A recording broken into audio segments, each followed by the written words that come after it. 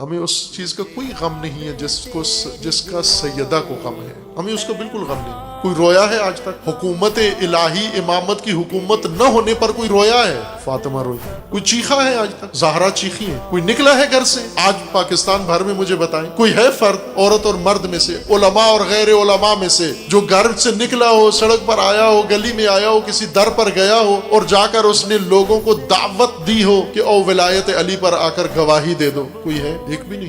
کیونکہ ہمیں اس کا غم ہی نہیں ہے۔ علی کی حکومت نہیں ہے۔ کب سے نہیں ہے؟ 1400 سال سے نہیں۔ 1400 سال سے اس غم میں صرف ایک ہستی روتی ہوئی نظر آتی ہے، باقی امت ساری خوش، باقی خوشحال، باقی آسودہ، باقی آرام میں ہے۔ کسی کو کوئی پریشانی نہیں ہے۔ آپ بتائیں پاکستان میں کسی شیعہ کو پریشانی ہے امامت کے نہ ہونے کی؟ دنیا میں کسی کو پریشانی ہے؟ ہم بہت کچھ اپنے آپ کو ماتم کرتے ہیں، زنجیر مارتے ہیں، خون نکالتے ہیں۔ اب یہ دکھ ہے۔ کیا دکھ ہے؟ کہ اہل بیت پر ظلم ہوا ہے۔ لیکن اہل بیت کو کیا دکھ تھا؟ اہل بیت کو تو ان چیزوں کا دکھ نہیں تھا۔ اہل بیت کو دکھ تھا کہ دین خدا کی حاکمیت نہیں ہے، اللہ کا نظام برپا نہیں ہے، حدود خدا ٹوٹ رہی ہیں، امر بالمعروف نہیں ہو رہا۔ امام حسین علیہ السلام نے اپنا غم و دکھ، اپنا مضمون بیان کر دیا۔ الا ترون الی الحق لا یؤمل بہ والی الباطل لا یتناہی عنہ، کیا تم نہیں دیکھتے کہ حق پر عمل نہیں ہو رہا، باطل سے روکا نہیں جا رہا؟ یہی تکلیف تھی، یہ ساری تکلیف، سارا دکھ حسین کا یہی تھا۔ حق پر عمل نہیں ہو رہا، باطل سے رکا نہیں جا رہا، اور یہی وہ دکھ ہے جس کی ہمیں پرواہ نہیں ہے۔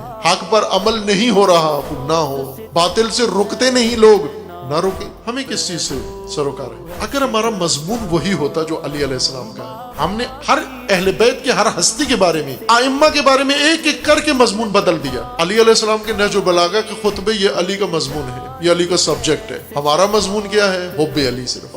وہ ہے ہی نہیں حب دین، وہ ہے ہی نہیں حب امامت، ہمارا موضوع ہی نہیں حب توحید، ہمارا موضوع ہی نہیں حب قرآن، ہمارا موضوع ہی نہیں۔ لیکن امیر المومنین کا یہی موضوع ہے۔ میں نے کہا نا، یہ صرف ہم نہیں ہیں، دوسرے ہم سے آگے ہیں۔ آپ رسول اللہ صلی اللہ علیہ وآلہ وسلم کے بارے میں دیکھیں، رسول اللہ کا موضوع کیا تھا؟ شریعت خدا۔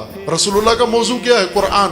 رسول اللہ کا سبجیکٹ کیا ہے؟ دین خدا۔ لیکن آج نعت خانوں کا موضوع کیا ہے؟ رسول خدا۔ نعت، پوری نعت میں دین کا کوئی ذکر نہیں ہوتا، دین کے معارف کا پوری نعت میں کوئی ذکر نہیں ہوتا، صرف عقیدت کا اظہار ہے، یعنی نعت کا سبجیکٹ ہی دین نہیں ہے۔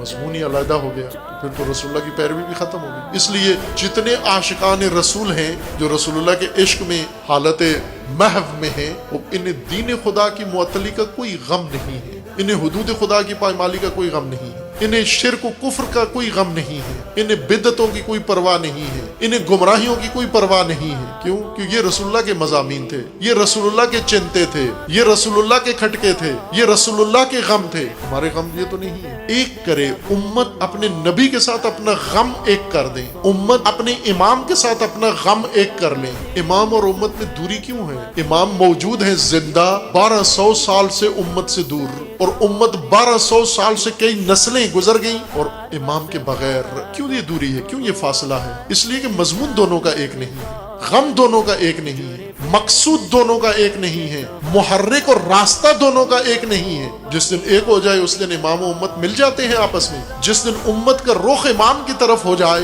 جس دن مضمون امت کا وہی ہو جائے جو امام کا ہے، جس دن نبی کے ساتھ امت ہمراہ ہو جائے، اس دن نبی کے ساتھ امت مل جاتی ہے، نبی امت میں آ جاتے ہیں۔